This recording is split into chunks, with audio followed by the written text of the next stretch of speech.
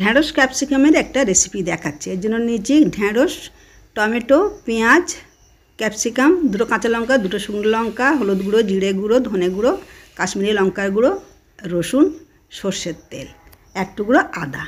এই নিয়ে আমি আজকের দেখাচ্ছি। এটা খেতে ভালোই লাগবে। গ্যাস জ্বেলে দিলাম, দিয়ে আমি কড়াইটা বসিয়ে দিলাম।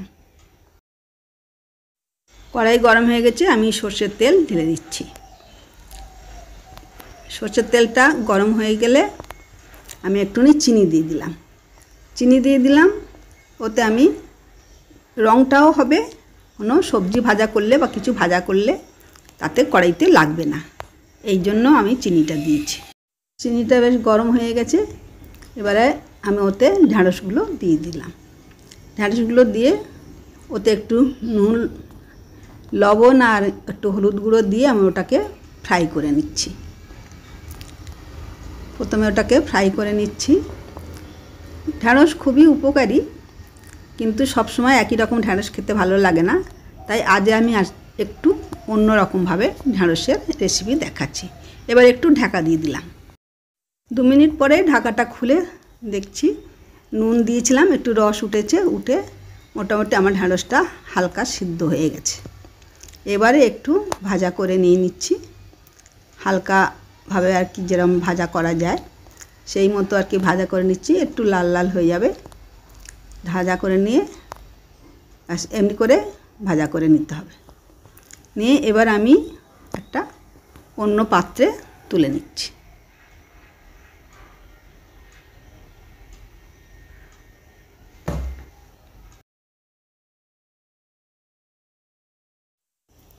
ব্যাস, সব ঢ্যাঁড়সগুলো তুলে নিলাম। ওই কড়াইতে আবার একটু সর্ষের তেল দিয়ে দিলাম। কড়াই গরম আছে, তেলটা দেওয়ার সাথে সাথেই গরম হয়ে যাচ্ছে। এবার ওতে সামান্য একটু আমি চিনি দিয়ে দিচ্ছি। একই রকমভাবেই আর কি, চিনিটা একটু গরম হয়ে গেলে এবার আমি ওতে পেঁয়াজ দিয়ে দিচ্ছি। দুটো শুকনো লঙ্কা আগে দিয়ে দিলাম, দিয়ে ওতে রসুনটা দিয়ে দিলাম। দিয়ে রসুনটা একটু হালকা লাল লাল হয়ে গেলে পরে তারপরে আমি পেঁয়াজ কুচিয়ে রেখেছিলাম। পেঁয়াজগুলো কিন্তু কোচানো হবে না, টুকরো টুকরো করে যেরকমভাবে চিলি চিকেন করা হয় সেই মতো আর কি টুকরো টুকরো করে কেটে নিয়ে পুরো ছাড়িয়ে নেওয়া। নিয়ে এবারে এটাকে সুন্দর করে ধীরে ধীরে একটু ভাজতে হবে, তবে একটু সময় লাগে, গ্যাসটা কমিয়ে কমিয়ে দিয়ে ধীরে ধীরে করতে হয়। এটা একটা অন্যরকম মুখরোচক মতো হয়, কিন্তু ভালো লাগে খেতে। পেঁয়াজগুলো দেখো ভাজা হয়ে গেছে। এবার আমি ওতে ক্যাপসিকাম দিয়ে কিছুক্ষণ এরমভাবে নাড়াচাড়া করছি। নাড়াচাড়া করে ওটাকে একটু ফ্রাই করে নিতে হবে। সেই সময় আমি একটু লবণ দিয়ে দিচ্ছি, আর এবারে হলুদ গুঁড়োও একটু দিয়ে দেবো। তার আগেই আমি আদাটা দিয়ে দিলাম। আদাটা দিয়ে দিলাম এই কারণে, আদাটা একটু ভাজা হয়ে যাবে, কাঁচা গন্ধটাও কেটে যাবে।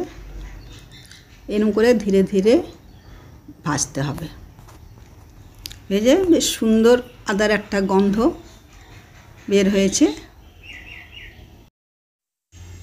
এমনি করে করে ধীরে ধীরে ভাজা করতে করতে বেশ লাল লাল হয়ে যাচ্ছে। তারপরে আমি টমেটো দিয়ে দিচ্ছি।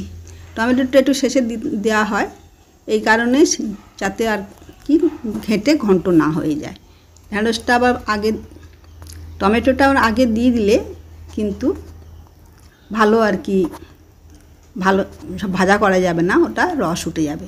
তার জন্য আমি সামান্য একটু ঢাকা দিয়ে দিয়েছিলাম। দিয়ে এবার আমি বাকি মশলাগুলো ঢেলে দিলাম। এবার ধনের গুঁড়ো, জিরের গুঁড়ো কেউ ইচ্ছা করলে দিতে পারো, ও নাও দিতে পারো। আমি এতে দিয়েছি, একটু ভালো লাগে, এটাও একরকম হয়। ধনে গুঁড়ো, জিরে গুঁড়ো না দিয়ে করলেও ওটাও একরকম লাগবে, খারাপ লাগবে না, ভালো লাগবে। এটা পুরো ভাজা ভাজার উপরেই হবে, বেশি ঝোল হবে না বা রস রস থাকবে না, একটু ভাজা ভাজা করে। এদের রুটি পরোটা দিয়ে খেতে খুবই ভালো লাগে। এবার মশলাটাও ভাজা হয়ে গেছে, নাড়াচাড়া করে এবার আমি দিয়ে দিলাম ভাজা করা যে ঢ্যাঁড়সটা ছিল, ঢ্যাঁড়সটা ঢেলে আবার এরকম কিছুক্ষণ নাড়াচাড়া করতে হবে। করলে দেখো আস্তে আস্তে সব রস উঠে যাচ্ছে, রস উঠে এতেই সিদ্ধ হয়ে যাবে। এটা খেতে খুবই সুন্দর হয়, উপকারী। আবার মনেরও পরিবর্তন হলো, সব সময় একই রকম ঢ্যাঁড়স খাওয়া হয়, আর ঢ্যাঁড়স তো সবাই আবার পছন্দও করে না। বিশেষ করে আমাদের বাড়িতেও দেখেছি অনেকে পছন্দ করে, অনেকে পছন্দ করে না, কিন্তু এমনি বিভিন্ন রকমভাবে আইটেম করে খেতে দিলে তাহলে সেটা খাওয়া হয়। এই সামান্য জল, হাফ কাপেরও কম একটু জল দিয়েছি কিছুক্ষণ একটু সুসিদ্ধ হওয়ার জন্য। এবার আমি এটাকে 2-3 মিনিটের মতো একটু ঢাকা দিয়ে দিচ্ছি। 3 মিনিট পরে এসে দেখলাম ব্যাস সুন্দর আমার হয়ে গেছে, একদম রসও আর বেশি নেই। এবার এটাকে কিছুক্ষণ নাড়াচাড়া করলেই হয়ে যাবে। আর সমস্ত আমার সবজি সুসিদ্ধও হয়েছে, দেখো দেখতেও সুন্দর হয়েছে। আর তোমরাও সম্ভব হলে বানিও, ভালো লাগবে খেতে, আমি নিশ্চিত করে বলতে পারি।